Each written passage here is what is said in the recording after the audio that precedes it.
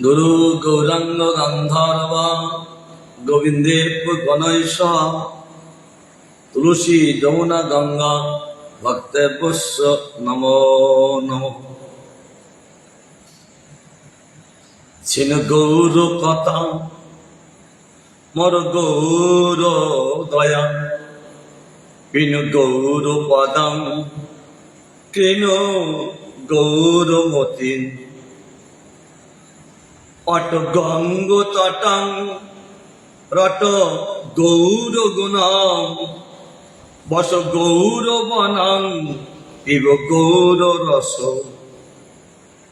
নারায়ণ নমস্কৃত্য নরং চৈব নরোত্তম দেবী সরস্বতী ব্যাসং তত জয় মুদীর।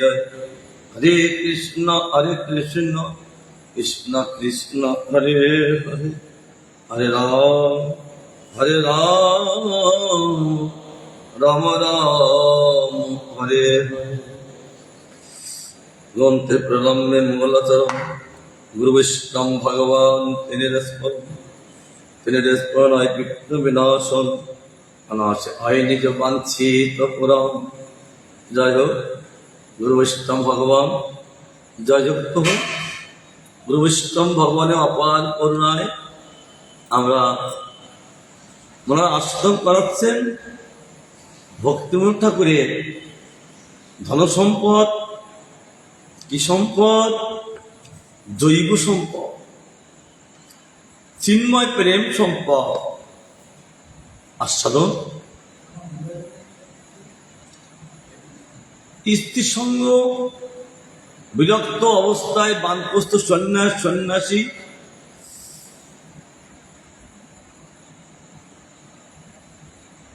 সর্বশ্রেষ্ঠাশ্রম ব্রাহ্মণের সর্বশ্রেষ্ঠ বর্ণ।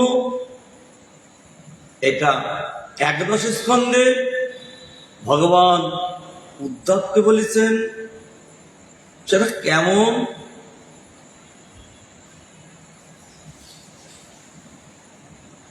সর্বশাস্ত্র শিরোমণি শ্রীমদ্ ভাগবত শাস্ত্রে এইরূপ সিদ্ধান্বিত হইয়াছেন। ভগবান বলেছে কি? মন্নাশ্রমাশ্রমানংসু জন্মভূপ্ন সারিণী আসন প্রকৃতি নিরা নিচের নিচুত্তমোত্তমা সমদম শৌচং সন্তোষ কান্তি রাজ্যবম মদ্ভক্তি চ দয়া সত্যং ব্রহ্ম প্রকৃতয়স্তিমা তেজ বলং ধীতি সজ্জং তিতিক্ষৌর ধার্যমুদ্যম স্থৈর্যং ব্রহ্মণ্যমৈশ্বর্যং ক্ষত্র প্রকৃতিস্তিমা নাস্তিকং দান নিষ্ঠা চ আদম্ভ ব্রহ্মসেবনং অতুষ্টিরস্তোপচৈর্বশ্যৈ প্রকৃতয়োস্তিমা শুশ্রূষণং দ্বিজোগবং দেবানাং চাপ্যমায়া তত্র লব্ধেন সন্তোষো শূদ্র প্রকৃতিস্তিমা অশৌচমনিতং স্তেয়ং নাস্তিকং সূক্ষ্ম বিগ্রহ কামকদঞ্চ স্বভাব অস্তাবসায়িনাম অহিংসা সত্যমস্তায় মকাম ক্রোধলোভতা ভূতপ্রিয় হিতেহাচ ধর্ময়ং সার্ববর্ণিকা। এতগুলো শ্লোক একাদশ স্কন্ধের শ্লোক 17 অধ্যায়ে একাদশ স্কন্ধে ভগবান উদ্ধবকে বললেন, উদ্ধব তার কটা গুণ কিভাবে এগুলো পরিচালনা হয়, এই বিদ্যৎ সভায় শাস্ত্রবক্য বলিবা মাত্র সকলের অর্থ অনুভব করিতেছে। সভাটা কি বিদ্যৎ সভা, অর্থাৎ সকলে বিদ্বান। একজন পৌপাতকে হেয় করার জন্য তিনি বলতে লাগলেন, আপনার গুরুদেব কোন লেখাপড়া জানে? ইস, তার শ্রীপাঠ কোথায়? বহুপাত দেখলেন আমার গুরুদেবকে হেউ করছেন, কিন্তু গুরুদেব কি বস্তু? এই গুরুদেব বস্তু জেনেছিলেন ঠাকুর মশাই। তিনি ভক্তভট্টকে কখনো তিনি বাবা বলতেন না। কি শাস্ত্র সিদ্ধান্ত! তিনি পিতাকে পিতা বলতেন না, কারণ তিনি ত্রিকালজ্ঞ, ভূত ভবিষ্যৎ বর্তমান চিন্তা করে দেখলেন আমি আমার পিতাকে যদি পিতা বলি তাকে ছোট করা হবে, বাহ্য জ্ঞান হবে। তিনি হিসাব করে দেখলেন তিনি ঠাকুর মহাশয় বা প্রভু বলে রাখতেন, কারণ প্রভু বললে প্রভু তো সম্মান করা হবে। তা গৌর কিশোরদাস বাবাজি মহারাজ আমার প্রভু জেনে তার কাছে আমাকে পাঠিয়েছে। আমি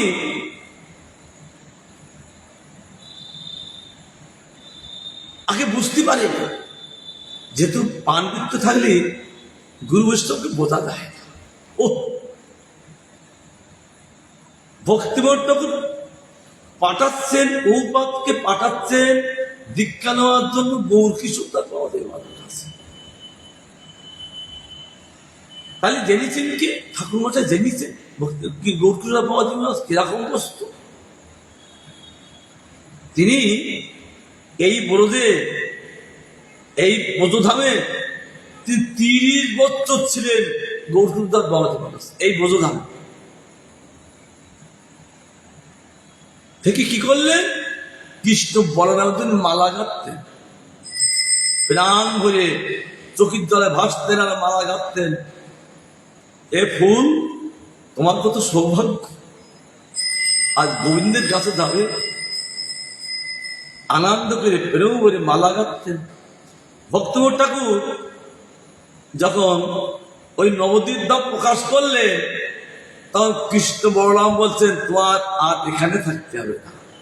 এখন ভক্তিমুখ কমল মঞ্জুরি তিনি নবদ্বীপ ধাম প্রকাশ করেছেন, অর্থাৎ এবার তুমি ওখানে যাও। কৃষ্ণ বলরাম আদেশ করলে 30 বছর পরে, তাই তিনি ওই গৌরধামে গিয়েছিলেন। তাহলে সাধারণ ব্যক্তি এলে কি কৃষ্ণ বলরাম আদেশ করত? কিন্তু বাবাদের সম্প্রদায় বোঝে না, স্কুলে যায়নি, লেখাপড়া করেনি, কিন্তু তিনি পার্বত্য জগতের সমস্ত অধ্যয়ন তার পরিপূর্ণ, কিন্তু বাহ্য লোক বুঝতে পারে না। তাই তিনি বলেছিলেন আমার গুরুদেবের ঔবাদ কখন বুঝতে পারলেন? তিনি 3 দিন অপেক্ষা করলেন। কেন? কারণ গুরু বৈষ্ণব যেতে গেলে জাগতিক পাণ্ডিত্য নিয়ে যেতে নাই, জাগতিক পাণ্ডিত্য পরিত্যাগ করে তারপর গুরু বৈষ্ণব যেতে হয়। আর গুরুদেব অগাধ শাস্ত্র পাণ্ডিত্যে তারা প্রতিষ্ঠা করে দেয়, ভরিয়ে দেয়। তার জন্য এই জগতের পাণ্ডিত্য কোনো কাজ হয় না পার্বতীর জগতের। এটা কে বলেছেন? আমি বলছি না, মহাদেব বলছেন নারদকে, নারদ এই ভাগবত শাস্ত্র পাণ্ডিত্যর দ্বারা জানা যায় না, মেধার দ্বারা জানা যায় না, টিকা টিপ্পণীর দ্বারা জানা যায় না। এরা একমাত্র জানা যায় ভগবত ভক্তির দ্বারাই সব জানা যায়। মহাদেব বলছেন ছাত্র, তিনি তাকে 3 দিন উপেক্ষা করলেন। কেন? যেখানে ভক্তিমঠকে পাঠাচ্ছেন, ভূপতকে তাকে 3 দিন উপেক্ষা করলেন কেন? ওই একটাই কারণ, যখন অন্তরে বুঝতে পেরেছিলেন যে আমার এই পাণ্ডিত্য আছে বলে গুরুদেব আমার উপেক্ষা করছেন আর কথা বলে যাচ্ছেন, দেখো আমি তো দেব, আমার নিতাই গৌরীর আজ্ঞা না হলে দিতে পারবো না। কারণ তার ধন তোমাকে দেব তো, এখন সে যদি বলে আমি তোমাকে দিতে পারি, কারণ ওই ধন হলো নিতাইয়ের ধন, নিতাইয়ের ধন আমি দেবো, কিন্তু তিনি আজ্ঞা করলে দেব। তারপরে তিনি যখন বুঝতে পারলেন এই আমার পাণ্ডিত্য জন্য গুরুদেব উপেক্ষা করছে, এড়িয়ে দিচ্ছি না আমাকে, তখন তিনি যখন বুঝতে পারলেন তখন সে পাণ্ডিত্য তিলাঞ্জলি দিয়ে সাষ্টাঙ্গ প্রণাম করলেন। এইবার গৌরকিশোর পদে মাস তাকে দীক্ষা দিলেন। ঠিক লালাবাবু তদ্রূপ তিনি সব কিছু ছেড়ে দিয়ে কেবল বৃন্দাবনে বসে ওই ভজন করতে লাগলেন। কিন্তু গুরু দীক্ষা না হলে ভজন শুরু হয় না। তার জন্য কি করছেন, গুরুদেবকে যাচ্ছেন, গুরুদেব আমার অন্তিম সময়, আমার কবে কৃপা হবে? বলে এখনো তোমার সময় হয়, অন্তিম সময় আমি তো চলে যাবো, তাহলে আমার এখন গুরুপত্র পদপত্র লাভ করার সময় হলো না। বলতে এখন তোমার সময় হয়নি। তিনি চিন্তা করতে লাগলেন যে গুরুদেব অপেক্ষা করছেন কেন।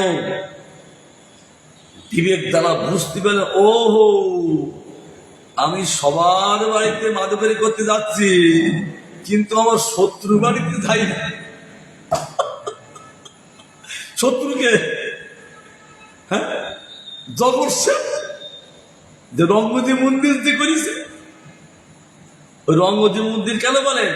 ওই রঙ্গনাথ লক্ষ্মী ঠাকুর প্রতিষ্ঠা করেছে, রঙ্গনাথের ওই শ্রীরঙ্গ ঠাকুর প্রতিষ্ঠা করেছেন বলে তার নাম রঙ্গজি।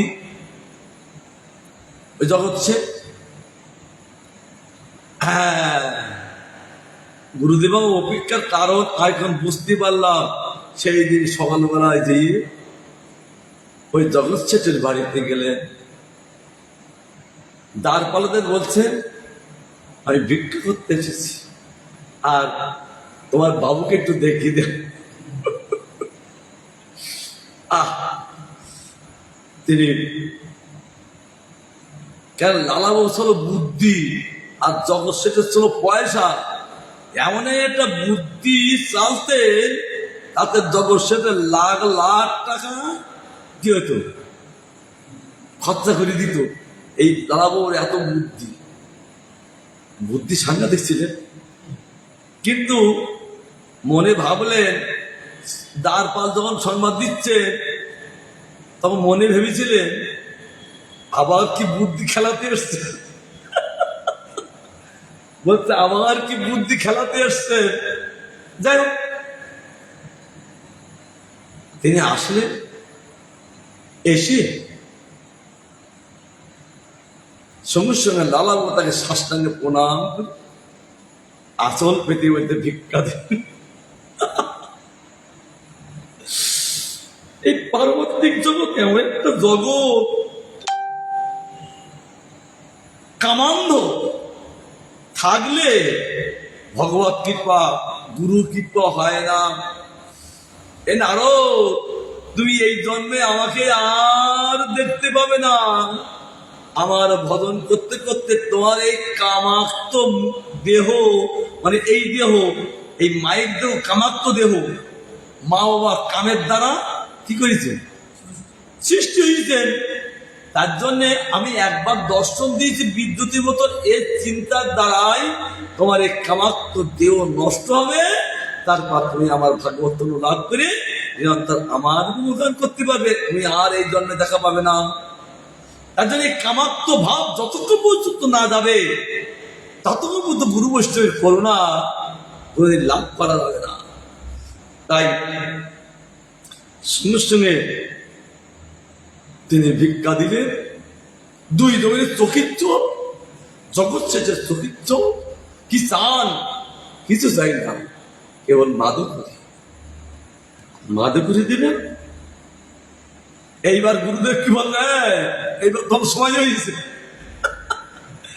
মাথা মনন করে যমুনার থেকে স্নান করে চলে এসে এখন তোমার সময় হয়েছে। কত শিক্ষা শাস্ত্রে। এবার বিদ্বান সময় শাস্ত্রবাক্য বলিবা মাত্র সকলে অর্থ অনুভব করিতেছে। অতএব আমি শ্লোকগুলির অনুবাদ করিতেছি না, কারণ বিদ্বান সভা সেখানে বড় বড় পণ্ডিতরা বসে আছেন, ভজনানন্দী পণ্ডিত, যারা গোবিন্দের যে জেনেছেন তারা পণ্ডিত। তার জন্য আমি ব্যাখ্যা করছি, দেখা বড় পণ্ডিতের সামনে, বিদ্বানের সামনে ব্যাখ্যা করা উচিত, কারণ আমার উচ্চারণ করার সময় তারা বুঝে নিয়েছে। তা আমি অনুবাদ করে দিচ্ছি না, আমি কেবল চরিত্র বলিতেছি যে বর্ণ এবং আশ্রম অবস্থায় বৈধ জীবনের মূল, অর্থাৎ বিধান বিধি জগতের মূল। এই বর্ণ আশ্রম অতিক্রম করে কেউ রাজ্যে প্রবেশ করতে পারে না। এই বর্ণ আশ্রম বিধি মেনে তারপরে কোনো কোনো পন্থায় যেতে হয়। কেমন? যে দেশে যতদূর বর্ণাশ্রম অবস্থা অভাব, সে দেশে ততদূর অধার্মিকতা প্রবল। কারণ বর্ণাশ্রম না থাকলে বর্ণাশ্রম ধর্ম হলো স্বধর্ম আচরণ, এটা নিজের ধর্ম। তা এই ধর্ম যে যেতে অভাব আছে তার জন্য অধর্মিকতা বেশি, আর বর্ণাশ্রম পালন করলে অধর্মিকতা থাকেন না, এটা বিধি। এখন বিচার্য এই যে কর্মবিচারের যে নিত্য নৈমিত্তিক শব্দ দুইটি ব্যবহার হয়, তা কি প্রকার? শাস্ত্রের নিগুড়তার্য বিচার করিয়া দেখিলে কর্ম সম্বন্ধে ওই দুটি শব্দ পারমার্থিক ভাবে ব্যবহৃত হয় না। কি কি? চিৎ জগতে, এই নিত্য নৈমিত্তিক এই জগতে বলছেন, যদি বিচার করা হয় তাহলে ওই শব্দ দুইটি পারমার্থিক ভাবে ব্যবহৃত হয় না, কেবল ব্যবহারিক বা ঔচারিক ভাবে ব্যবহৃত হয়। কারণ ওই সন্ধ্যা বন্দনাদি, এই যে ত্রিকাল সন্ধ্যা বন্দনা, এটা রাগানুগার মার্গে এই সন্ধ্যা বন্দনা নাই। এই বিধি মার্গের এই সন্ধ্যা বন্দনা, রাগানু মার্গের সন্ধ্যা বন্দনা নাই। কারণ তাদের চিৎসূর্য ভগবান চিতাকাশে সব সময় উদিতই আছেন, আর আলাদা করিয়ে এই তাদেরকে তুলসী বাধা দিয়ে তাদের ডাকতে হয় না। এ লালা আদা খাওয়ালে, আর সঙ্গে সঙ্গে লালা ওই গোদমা রুটি করতেন, আর ওই গোসালন করতে করতে তাদেরকে রুটি নিয়ে খাপিয়ে খেতে দেওয়ার অপেক্ষা নেই। বলছে প্রেমিক ভক্তদের জিনিস ভগবান প্রেমম্বরে হাত দিয়ে খায়। এই জন্য বলছে এটাও পারমার্থিক ব্যবহারে ব্যবহৃত হয় না, ঔচারিক ভাবে। নিত্য ধর্ম, নিত্য কর্ম, নিত্য তত্ত্ব, নিত্য সত্য প্রভৃতি শব্দগুলি কেবল জীবের বিশুদ্ধ চিন্ময় অবস্থা ব্যতীত আর কিছুতেই ব্যবহৃত হইতে পারে না। ও কি ভাষা! নিত্য ধর্ম বা নিত্য একটা কর্ম আছে, নিত্য একটা তত্ত্ব আছে, নিত্য একটা সত্য আছে। এগুলো কিসের জন্য? এই শব্দগুলি কেবল জীবের বিশুদ্ধ চিন্ময় অবস্থা ব্যতীত। জীবের একটা বিশুদ্ধ সত্তা আছে, তার বিশুদ্ধ সত্তা পর্যন্ত এইগুলো। বিশুদ্ধ সত্তায় পৌঁছে গেলে কিছুতে ব্যবহৃত হইতে পারে না। যতক্ষণ পর্যন্ত না পৌঁছায় তার আগে এগুলো ব্যবহৃত হয়। কি কি? নিত্য ধর্ম, নিত্য কর্ম, নিত্য তত্ত্ব, নিত্য সত্য, এইগুলো হয়। তবে যে উপায় বিচার আছে সেটা কেমন, এবার তিনি ব্যাখ্যা করছে। বর্ণ এবং আশ্রমের জন্ম স্থানুসারে পুরুষের নিচে উত্তম প্রকৃতি উৎপন্ন হইল। পদ জঘন প্রদেশ নিচের স্থান, তা হইতে শূদ্রবর্ণ ও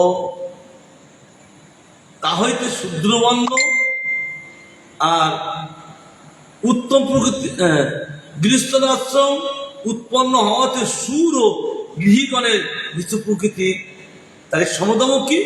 সমদম তপস্যা, পবিত্রতা, সন্তোষ, ক্ষমা, সরলতা, এই এখন পাঠ করছে।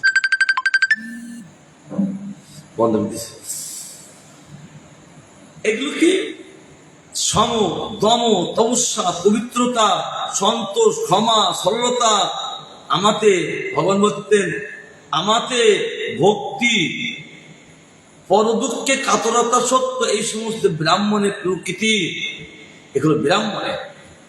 যতই না কিছু করো, সম হোক, দম হোক, তপস্যা হোক, কিন্তু আমাকে ভক্তি না করলে সেইগুলো পালন করার কোনো কার্যকারিতা হবে না। প্রতাপ, বল, ধৈর্য, বীরত্ব, সহিষ্ণুতা, উদারতা, উদ্যম, স্থৈর্য, ঐশ্বর্য করা বললে 1, 2, 3, 4, 5, 6, 7, 8, 9।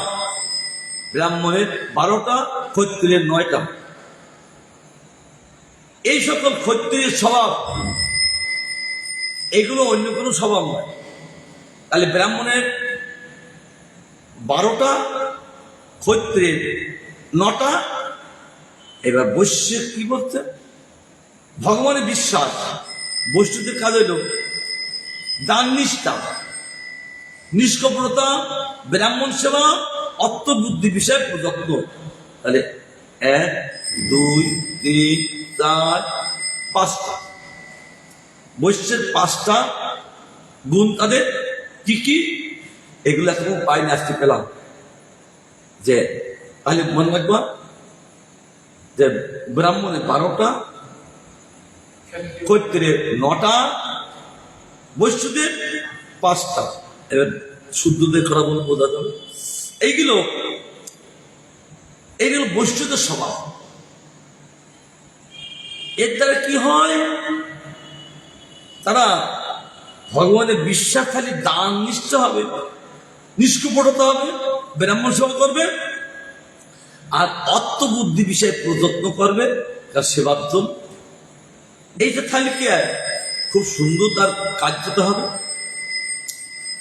আর দ্বিজদের বলছেন না, শুদ্ধতে বলছেন দেব, দ্বিজ এবং গো সকলের অকপটে পরিচর্যা এবং গো, দ্বিজ, দেব শুশ্রূষা দ্বারা লব্ধ অর্থে সন্তোষ।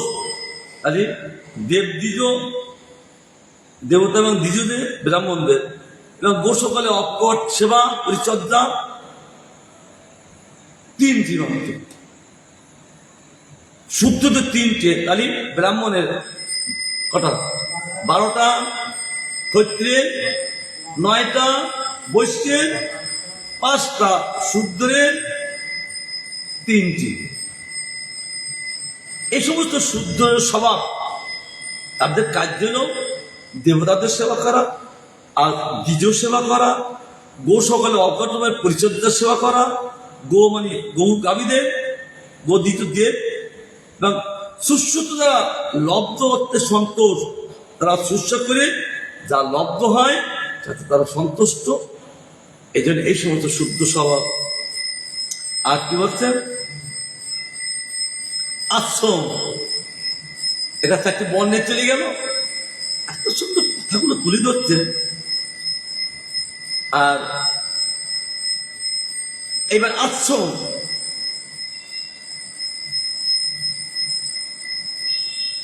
অপবিত্রতা, মিথ্যা, চৌর্য, পরলোকে অবিশ্বাস, অনর্থক কলহ, কাম, ক্রোধ, অসাপ বিষয় লোক, এই সকল আশ্রম ভ্রষ্ট অন্তর্দোগানের প্রকৃতি। ও অন্তর্দ মানে একদম 4টে বর্ণে নাই,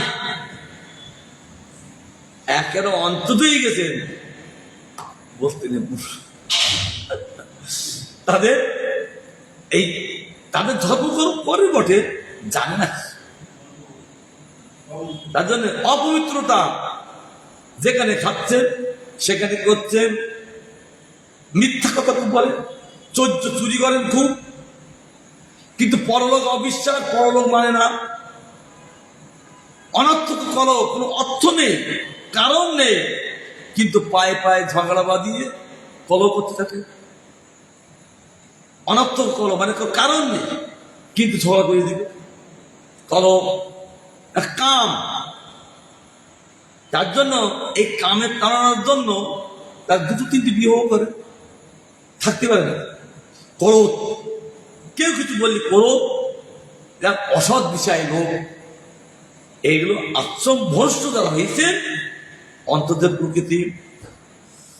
তাহলে 1 2 3 4 5 6 7 8 এগুলো অন্তর্দেবের অধম কর্ম তাকে বলছে। এগুলো সবার মধ্যে না। আর অহিংসা, সত্য, অধৈর্য, কাম, ক্রোধ, লোভ শূন্যতা, সর্বজীবের প্রতি হিতচেষ্টা, ইয়া সর্ববর্ণেরই ধর্ম।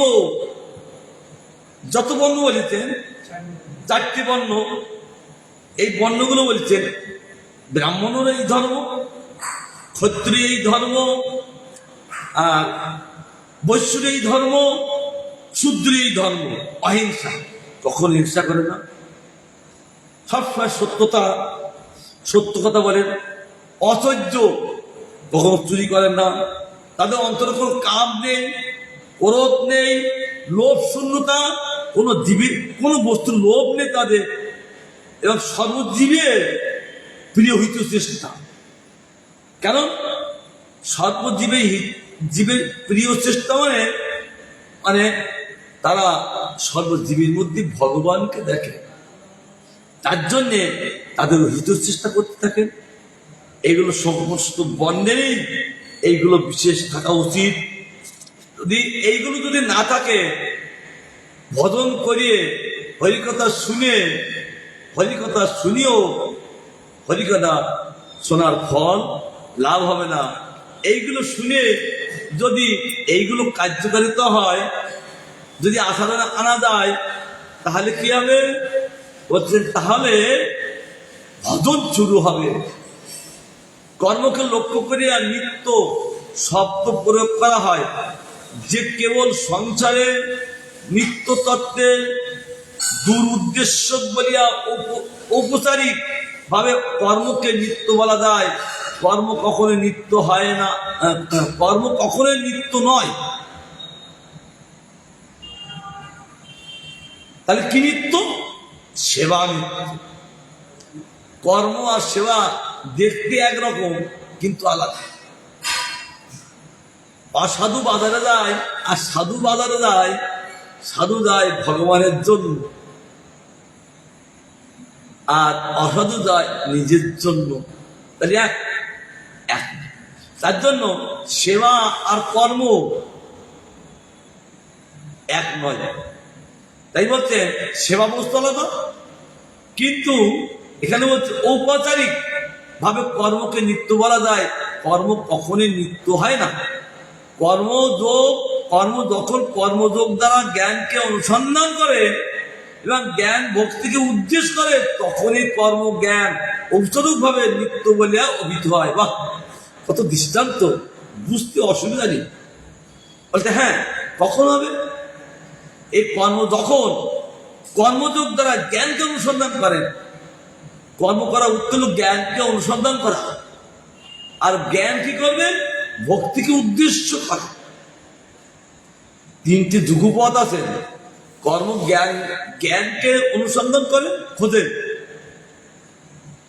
আবার জ্ঞান কি করেন? ভক্তিকে উদ্দেশ্য করেন, ভক্তিকে উদ্দেশ্য করে সমস্ত কাজ করেন জ্ঞান। তার জন্য বলছেন এই জ্ঞান তখনই কর্ম জ্ঞান উপচারিক ভাবে নিত্য বলে অভিহিত হয়, এর আগে হয় না। এই জন্য গীতাই বলেছেন আগে কর্ম করো, কর্ম করলে জ্ঞান উদয় হবে, আর জ্ঞানের দ্বারাই তুমি ভক্তি লাভ করবে। 3টি পরস্পর আছে, এটা নিত্য হবে। তাতে ব্রাহ্মণের সন্ধ্যা বন্দনাকে নিত্য কর্ম বলিলে এই মাত্র বুঝায় যে শারীরিক ভৌতিক ক্রিয়ার মধ্যে ভক্তিকে দূর হইতে উদ্দেশ্য করিবার যে পন্থা হইয়াছে, তা নিত্য সাধক বলিয়া নিত্য বস্তুত নিত্য সাধক বলিয়া নিত্য বস্তু নিত্য নয়, ও ইয়ার নাম উপসার। এই যে সন্ধ্যা বন্দনাদি নিত্য কর্মটা, এগুলো একমাত্র বুঝাই না শারীরিক ভৌতিক ক্রিয়ার মধ্যে। এটা ভৌতিক ক্রিয়ার মধ্যে ভক্তিকে উদ্দেশ্য করিবার জন্য এই সন্ধ্যা বন্দনা আছে। কিন্তু সন্ধ্যা বন্দনা আমাদের কত উদ্দেশ্য হয় বুঝতে পারি না। সারাদিন কি করছে তাই চিন্তা হয় না। আমাদের দক্ষিণ ভারতে একজন আছে, 15 মিনিট তার আনের লাগে, কি করছে দেখি, ঘুই পড়ে। আনবি কেন না, ওই ভক্তিকে উদ্দেশ্য করতে থাকে, লক্ষ্য করে। সন্ধ্যা বন্দনের উদ্দেশ্য ভক্তিকে লক্ষ্য করা। ভক্তি দিয়ে লক্ষ্য না থাকলে কখনো সন্ধ্যা বন্দনা হবে না। কারণ বিধান দিয়েছেন, যখন আমরা ব্রহ্মগাত্রী পেলাম তখন ওই বোঝো বসিয়ে এই বোঝোটা বুঝে আন্নিক করতে হবে। যখন গুরুমন্ত্র গুরু গায়ত্রী পেলাম তখন নবদ্বীপ বসে আন্নিক করতে হবে। কারণ গুরুদেব নিত্য নবদ্বীপই থাকেন। গৌর এবং গৌর গায়ত্রী যখন আন্নিক করছি তখন ওই নবদ্বীপে, কারণ গৌর সুন্দর আর গৌর সুন্দরের মাতা মানে গৌর গায়ত্রীর মাতা নবদ্বীপ আছেন। গায়ত্রীর মাতা গৌর গায়ত্রী, অর্থাৎ গৌর গায়ত্রীর মাতারও বিকাশ করে। এই জন্য তমেবা মাতা চা পিতা কয়েবা কৌমা বিদ্যা দুর্বনে কয়েবা সর্বং মমদেব দেব, এমনি শাস্ত্রে বলেছে। সব ভগবান তিনি মাতা পিতা বন্ধু সব শাস্ত্রে বলেছেন। তার জন্য যখন আমরা গৌর মন্ত্র এবং গৌর গায়ত্রী জপ করবো তখন ওই নবদ্বীপ বসে, আবার যখন কৃষ্ণ মন্ত্র কৃষ্ণ কাম গায়ত্রী বল এই বোঝানো বসে, তবে ভক্তিকে উদ্দেশ্য হবে, নইলে ভক্তিকে উদ্দেশ্য হবে না। আমি আন্নিক করতে বলছি, আন্নিক করতে বসেছি, কিন্তু কোথায় বসে আন্নিক করতে হবে, কাকে উদ্দেশ্য করতে হবে, এটা যদি নির্ণয় না করা হবে তাহলে সেটা উদ্দেশ্য হইল না। উদ্দেশ্য হইল এই যে আন্নিক করা মানে উদ্দেশ্য হইল ভক্তিকে লক্ষ্য করি। ভক্তিকে লক্ষ্য করলেই ভক্তি দেবী নিয়ে যাবে তাকে গোবিন্দের কাছে, আর গোবিন্দ দেখেই দেখাবে, আর তখন আন্নিক করতে করতে তখন গোবিন্দকে দর্শন করতে থাকে। এই জন্য বলছে যেখানে ভক্তি উদ্দেশ্য করে করিবার জন্য এই পন্থা একটা পথা নিয়ম দিয়েছে। তার নিত্য সাধক বলিয়া নিত্য বস্তু তো নিত্য নয়, এর না উপচার না করলে নয়, বিধিভাবে করতে হয়। প্রচুর বিচার করলে জীবের পক্ষে কৃষ্ণ প্রেমে একমাত্র নিত্য কর্ম। জয় কিচ্ছু ব্যক্তি কেন, বস্তু তো বস্তু হচ্ছে ভগবান। বিচার করলে জীবের পক্ষে কি কৃষ্ণ প্রেমে একমাত্র নিত্য কর্ম। যার কৃষ্ণ প্রেম আছে তার আর্নিং না করলেও চলে, কারণ নিরন্তর সে গোবিন্দের ভাব রাজ্যে অবস্থান করেন, প্রেম রাজ্যে অবস্থান করেন, আর লীলায় থাকে। তাদের কখন সন্ধ্যা হয়, কখন দুপুর হয়, কখন সকাল হয়, বাহ্য জ্ঞান থাকে না। তাদের জন্য তন্ময়তাই থাকে, এক ধ্যান থাকে, এরকম ভাবে দেখতে থাকেন। ব্রহ্মা ওই তাদের জন্য আর্নিক করার জন্য 3 কোটি ব্রাহ্মণ রেখেছে। অনেকে বলে ব্রহ্মা ব্রাহ্মণ রেখেছেন, তাহলে আমরা আর্নিক করবো কেন? আমাদের ব্রহ্মা ব্রাহ্মণ রেখেছেন আর্নিক করার জন্য। কাদের জন্য? এই কৃষ্ণ প্রেমের একমাত্র তন্ময়তা ভাবে যারা আছেন, কারণ বাহ্যিক কোনো জ্ঞান নেই, তাদের অন্তর্জগতে অবস্থান করছে। আর এই তাদের জন্য ব্রহ্মা বলেছে এদের সন্ধ্যা বন্ধা তোমার করে দেবে। কিন্তু আমরা ইচ্ছা করি বলি না, ব্রহ্মা যখন দেখতে তো করবে কেন? তো ওই তন্ময়তা হও, সে ব্রাহ্মণ করে দেবে, আন্নি তোমার আন্নিটা করে দেবে। তাই বলতে কৃষ্ণ প্রেমে একমাত্র নিত্য কর্ম।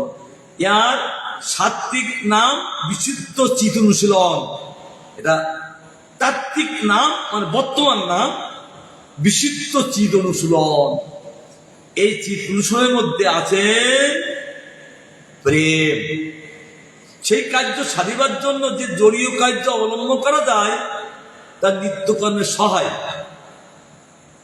এই যে এই বস্তু চিত বস্তু অনুশীলনের জন্য যে বহির জগতে যে কার্যগুলো অবলম্বন করে করতে হয় সেটা ওই নিত্যকর্মের সহায়তায় করা, ওই কৃষ্ণপ্রেমের সহায়তা করা। কারণ সহায়তা না করলে হবে না, তার জন্য এইগুলো সাধন করার জন্য এইগুলো অবলম্বন করা হয়, মানে আশ্রয় করা হয়, করি ওই নিত্যকর্মের সহায়তা করা হয়। অতএব নিত্য বলিয়া যে অভিধান হইয়াছে তাতে দোষ নাই। তাত্ত্বিক ভাবে দেখিলে তাকে নিত্য না বলিয়া নৈমিত্তিক বলা ভালো। কারণ যদি বিচার করা হয় এটা নৈমিত্তিক, কারণ ওই কৃষ্ণপ্রেম লাভ করলে ওই নিত্যকর্ম তাদের থাকে না। তাহলে বলছে তাত্ত্বিক হিসেবে এটাও নৈমিত্তিক ভাবে। কর্ম ব্যবহারে যে নিত্য নৈমিত্তিক বিভাগ তা ব্যবহারিক মাত্র, তাত্ত্বিক নয়, এটা ব্যবহারিক মাত্র। এই নিত্য নৈমিত্তিক বিভাগ করেছেন, ভাগ করেছেন, এটা ব্যবহারিক মাত্র, তাত্ত্বিক নয়। তার মানে শাস্ত্রীয় তো না। শাস্ত্রীয় ভাবে নিত্যকর্ম কৃষ্ণ প্রেমেই একমাত্র নিত্যকর্ম। কত বিদ্বান পণ্ডিত সব সেখানে গদ্য নিবাস করছে, বড় বড় বিদ্বান পণ্ডিত, অর্থাৎ ভগবত শাস্ত্রে তারা পারদর্শী।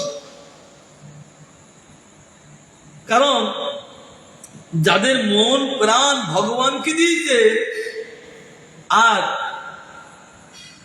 সে তাদের পারমার্থিক বিষয়ে যত গুণ তারা সব লাভ করে থাকে। কারণ এটা প্রহ্লাদ মহারাজ বলেছে, যশাস্তে ভক্তি ভগবত কিন্তু না সর্বা গুণস্থ সমাসতি ছিল হারা ভক্ত চক্ষুনা মনে রক্তে রাজতে ধাবত হয়ে। ভগবানকে ভক্তি করলে তার গুণের অভাব হয় না, তার ভাবের অভাব হয় না, তার প্রেমের অভাব হয় না, তার ভাষার অভাব হয় না। ভগবানকে ভক্তি করলে কিছু অভাব হয় না। তার জন্য এখানে বলছেন সেগুলো সুদ বস্তু বিচারে করিলে চিত অনুসরণেই কেবল জীবের নিত্য ধর্ম হয়। বস্তু তো বিচার করতে লাগলে, আর যত প্রকার ধর্ম সকলে নৈমিত্তিক ধর্ম, বর্ণাশ্রম ধর্ম, অষ্টাঙ্গ যোগ, সাংখ্য জ্ঞান, তপস্যা সমুদায় নৈমিত্তিক। ওই ভক্তিকে উদ্দেশ্য করে এইগুলো থাকে। বর্ণাশ্রম ধর্ম করছেন উদ্দেশ্য ভক্তিকে। অষ্টাঙ্গ যোগ, অষ্টাঙ্গ যোগ কি কি? জপ, নিয়োগ, আসন, প্রাণায়াম, প্রত্যাহার, ধ্যান, ধারণা, সমাধি। এই অষ্টাঙ্গ যোগ উদ্দেশ্য হলো কি? ওই ভক্তিকে উদ্দেশ্য করে। সাংখ্য জ্ঞান অর্থাৎ আত্মজ্ঞান, এটা গীতাই বলেছে। আর গীতাই বলেছেন দ্বিতীয় অধ্যায়ে, ভগবান বলেছেন একাদশ স্কন্ধে, আর কপিল ভগবান বলেছেন তৃতীয় স্কন্ধে। সাংখ্য জ্ঞান, এই সাংখ্য শুধু আত্মজ্ঞান। আত্মজ্ঞান উদ্দেশ্য হলো ভক্তিকে উদ্দেশ্য করে। তার জন্য ভক্তির উদ্দেশ্য হলেই আত্মতত্ত্ব লাভ করলে ভক্তিকে লাভ করে, আর তখন এইগুলো কে যায়, পিছনে চলে যায়। এবং তপস্যা, তপস্যা কাকে বলেন? প্রত্যেকটা ব্যাখ্যা চলছে। তপস্যা কাকে বলেন? কষ্ট সহ্য করে অপ্রাপ্ত বস্তু লাভ করবার নাম তপস্যা। তো অপ্রাপ্ত বস্তুকে গোবিন্দ কষ্ট সহ্য করে, যেমন দেবকী বসুদেব, না এর আগে জন্মে ছিল কি বৃষ্টি সুতবা, তার লীলা সামনে আসছেন জন্মাষ্টমীর উপলক্ষে। বৃষ্টি সুতবা 12,000 বছর তপস্যা, কি ঝড়, কি বৃষ্টি, কি গরম, কি জাগতিক উৎপাত, তাদের কোনো কষ্ট দিচ্ছে না। কারণ ধারণা রেখেছেন গোবিন্দের পাদপদ্মে, যতক্ষণ পর্যন্ত গোবিন্দকে না লাভ করবেন ততক্ষণ তারা তপস্যা করতে লাগলো। অপ্রাপ্ত বস্তু প্রাপ্ত হলে তপস্যা বন্ধ। অপ্রাপ্ত বস্তু গোবিন্দ, আর গোবিন্দকে লাভ করা মানে ভক্তিকে লাভ করা। তার জন্য ওই গোবিন্দকে লাভ করলে আর তপস্যা থাকে না। এই জন্য বলে এগুলো নৈমিত্তিক কর্ম আছে, করে নাই। কত ব্যাখ্যা দিচ্ছে। জীব যদি বদ্ধ না হইতো তখন ওই সকল ধর্মের আবশ্যকতা থাকিত না। জীব বদ্ধ বলে ওই বর্ণাশ্রম ধর্ম, অষ্টাঙ্গ যোগ, সাংখ্য জ্ঞান, তপস্যা এগুলো জীবের করে থাকতে আগে। কিন্তু জীব বদ্ধ, মায়ের দ্বারা জব্দ, মুখে করতে পারছে না শব্দ। কারণ কি করবে, তাদের জন্য এইগুলো দেখিয়েছে। কিন্তু এটা যদি না থাকতো তাহলে এদের আর এগুলো করতে লাগতো না। জীব বদ্ধ হওয়ায় মায়ামুগ্ধ অবস্থায় এক নিমিত্ত কারণ। এই নিমিত্ত জনিত ওই সকল ধর্মই আছে একটা নিমিত্তকে লক্ষ্য করি। অতএব তাত্ত্বিক বিচারে সমস্ত নৈমিত্তিক ধর্ম, এরা বাস্তবিক ধর্ম না। শুদ্ধ বিচারে কৃষ্ণ প্রেম যাদের নাই, এগুলো নৈমিত্ত ধর্ম তার থাকেন। কৃষ্ণ প্রেম লাভ করলে তাদের আর বাইরে কোনো কর্ম থাকে না। যেমন বোঝবাসী কর্ম তাত্ত্বিক হিসাব মানে সঠিক বিচার করলে। যেমন আমাদের কাতরা মাস্টারমশাই এই রূপানগরে আসতেন, তা ভোগ চলে গেছে আর রান্নার জিনিসগুলো আছে, তা রান্নার জিনিসগুলো আনতে গেছেন। আমি বলছে হাত ধোও, নেই সব প্রসাদই যাবে। উনি তখন বললেন ওই রান্নাঘরে যা আছে ও সব প্রসাদই। আমাকে বললেন কি কি হয়, বলে যার উদ্দেশ্যে রান্না হয়েছে তার উদ্দেশ্যে ওর থেকে নিয়ে গেছেন, উদ্দেশ্যে নিয়ে গেছে। এই জন্য নিয়ে হলো ভোগ দেওয়ার সঙ্গে সঙ্গে ওইগুলো রান্না করতে বেরকে দেওয়া। আপনাদের আজ বেরকে দেই না, অধিকাংশ লোক সব জায়গায় এই করে। আমি বিশ্বাস করছি না। আমাকে বললেন কাতার মাসে আসছিলাম যে তোমাদের মাঠে লক্ষ করো, নাম কি দেবো কিনা বলছেন আচ্ছা তুমি আমার কথা মানছো না, হরিভক্ত বিলাসে লেখা নিয়েছে। বলছে তুমি তোমার গুরুদেবকে শুনে এসো। আমি সমস্যায় গুরুদার করতে গেলাম, বুঝে মাসে মাঠে এটা বলছেন এই ঘরে যারা আছে না প্রসাদ, বলে হ্যাঁ। গুরুদেব সঙ্গে সঙ্গে বললেন, তখন মাসে মাঠে বলছেন আমার কথা বিশ্বাস হলো। বলছে আমি পড়িছি তোর হরিভক্তি বিলাস, এগুলো হরিভক্তি বিলাস আছে। এই জন্য যখনই ভোগ উঠে যাবে সেইগুলো বাইরে বের করে দিবে, ওখানে থাকলে ওটা প্রসাদী। গুরুদেব বললেন হ্যাঁ ওখানে প্রসাদী। আমি তখন আমি আগে জানতাম ওইটা এগুলো হরিভক্তি বিলাস আছে। তাই জন্য বলছেন এই যে বাহ্যকৃতির কর্ম এইগুলো আসেন কখন, এগুলো যতদিন কৃষ্ণ প্রেম না লাভ হবে তখন এগুলো থাকবেন। আর কৃষ্ণ প্রেম না বলে তাত্ত্বিক মানে সঠিক বিচারে এগুলো করতে হয় না। এরা নৈমিত্তিক কর্ম বন্ধ হয়ে যাও। এত ভাষা দিচ্ছেন না। ব্রাহ্মণের নিষ্ঠত্ব শ্রেষ্ঠত্ব সন্ন্যাবন্দনাদি কর্ম ও তার কর্ম ত্যাগপূর্বক সন্ন্যাস গ্রহণ, এ সমস্ত নৈমিত্তিক কর্ম এও নিত্য নয়। তবে নৈমিত্তিক কর্ম করতে হচ্ছে কেন? এইগুলো না করলে কৃষ্ণ প্রেম লাভ করা যায় না। তাই নৈমিত্তিককে আচ্ছন্ন করে ওই কৃষ্ণ প্রেম লাভ করার উদ্দেশ্যকে, ভক্তিকে উদ্দেশ্য করা, ভক্তিকে উদ্দেশ্য করে যদি না করা হয় তবে এইগুলো কোনো লাভ নেই। তাই বলতে ব্রাহ্মণের শ্রেষ্ঠত্ব অন্য সময় বলবে।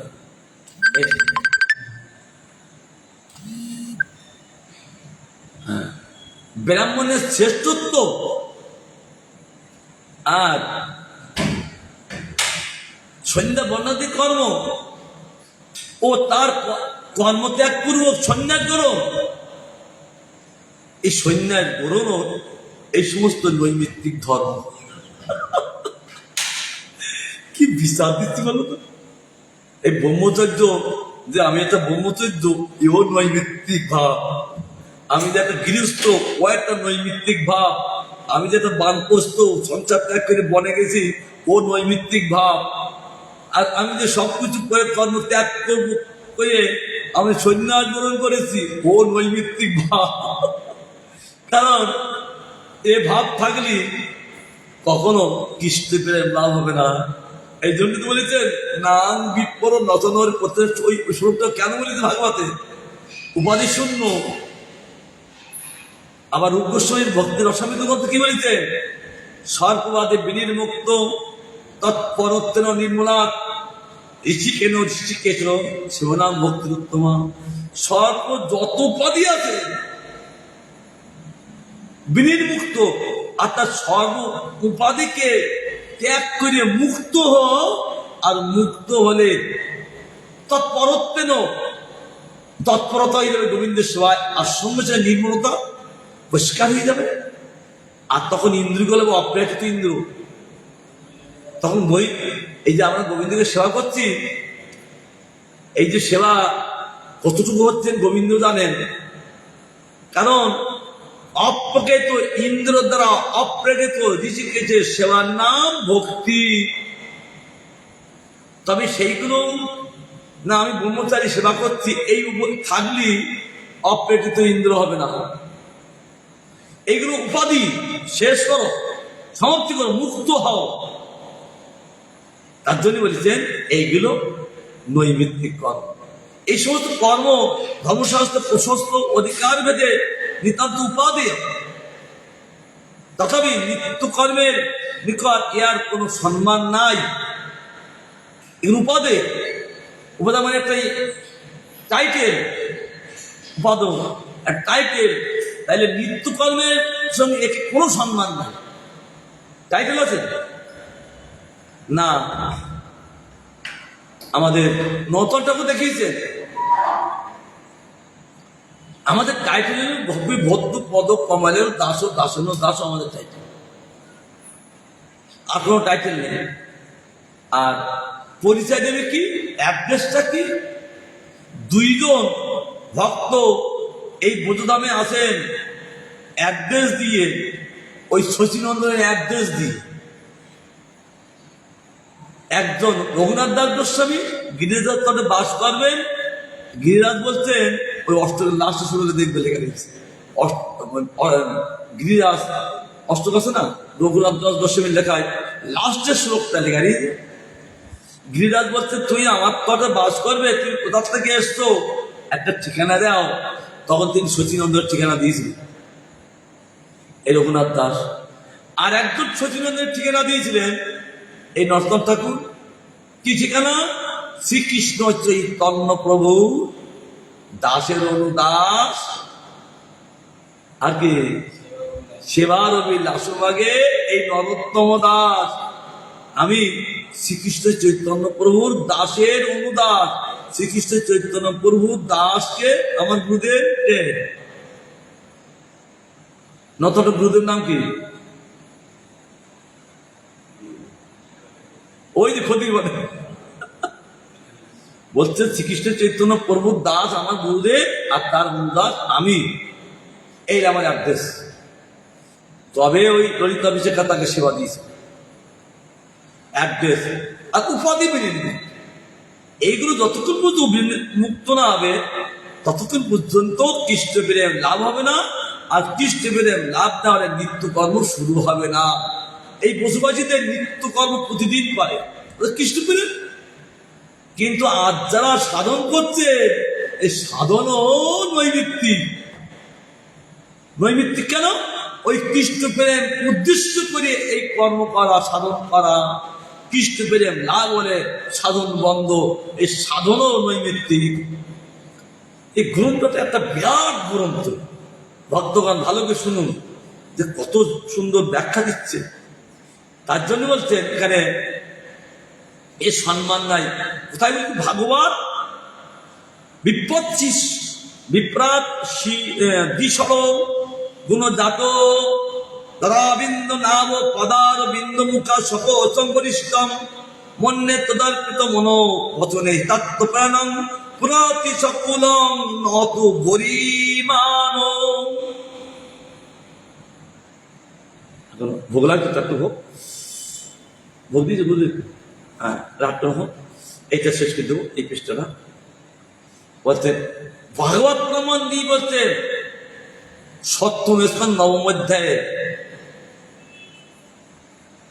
বলছেন সত্য তম তম তপ অমাশ্চর্য হিরি তিতিক্ষা অনুসোয়া যজ্ঞ দান ধীতি বেদ শ্রবণ ও ব্রত এই দ্বাদশটি ব্রাহ্মণ ধর্ম এখানে ব্যাখ্যা দিয়েছেন। এমনি তো দ্বাদশ গুণ বিশিষ্ট ব্রাহ্মণ হইতে পূজনীয় বটে, কিন্তু যদি ওই সকল গুণ যদি কি হচ্ছে, কিন্তু যদি ওই সকল গুণ যুক্ত হইয়াও কৃষ্ণ ভক্তি শূন্য হয়, কি ব্যাখ্যা দিচ্ছেন, ওইসব দ্বাদশটি গুণ থাকলো কিন্তু কৃষ্ণ ভক্তি শূন্য হলে তবে ওই ব্রাহ্মণ অপেক্ষা ভক্ত চণ্ডাল শ্রেষ্ঠ।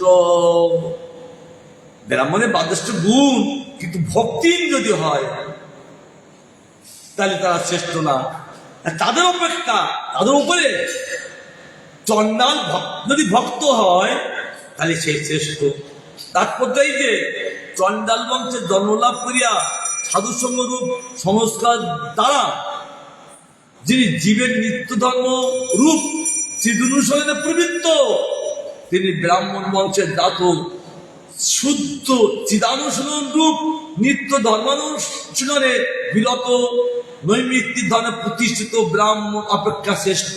অর্থাৎ তিনি চিদ অনুশীলন ছাড়া আর বাইরে কোনো চিদ অনুশীলন মানে ভগবত অনুশীলন আর বাইরে কোনো অনুশীলন করেন না। তার জন্য বলছেন এই নৈমিত্তিক ধর্মে প্রতিষ্ঠিত ব্রাহ্মণ অপেক্ষা শ্রেষ্ঠ। এই ব্রাহ্মণ যা করছেন এই 10-12টা গুণ নৈমিত্তিক গুণ, কিন্তু এই গুণ শূন্যতা হলে তখন ব্রাহ্মণ অপেক্ষা চণ্ডাল শ্রেষ্ঠ। কৃষ্ণ পাদপদ্ম বিমুখ দাদার গুণ বিশিষ্ট ব্রাহ্মণ অপেক্ষা চণ্ডাল শ্রেষ্ঠ। কেননা আমি মনে করি যার কৃষ্ণেতে অর্পিত মন বাক্য চেষ্টা অর্থ তিনি স্বীয় কুলের সহিত নিজ প্রাণকে পবিত্র করেন। কি বাক্য প্রহ্লাদ মহারাজ বলছেন যে অসুর বালকদের, আমি মনে করি কৃষ্টিতে অর্পিত মন মানে মন তাদের দিয়েছে দেওয়ার সময় তার বাক্য সত্য, তার চেষ্টাগুলো পরমাত্ম আর অর্থগুলো সব ভগবত সেবায়। তিনি কুলের সহিত নিজ প্রাণকে পবিত্র করেন, একা নয়।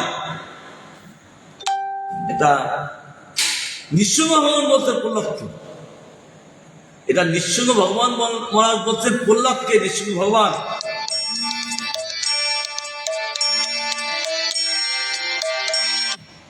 নিঃসঙ্গ ভগবান বলছেন প্রহ্লাদকে, প্রহ্লাদ এই যে ভগবত অর্পিত মন, যিনি মনটা ভগবানের দিয়ে দিতেন তার দ্বারায়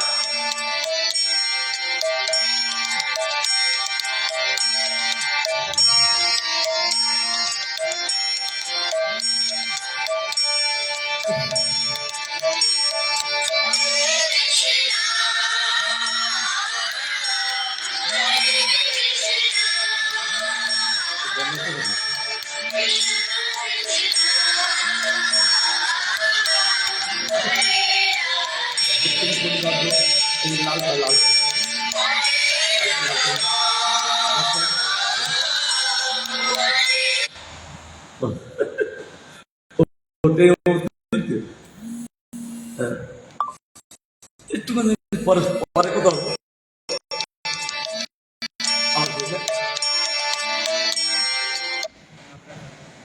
পাঠটা হয়ে যাবে। এখন বলছে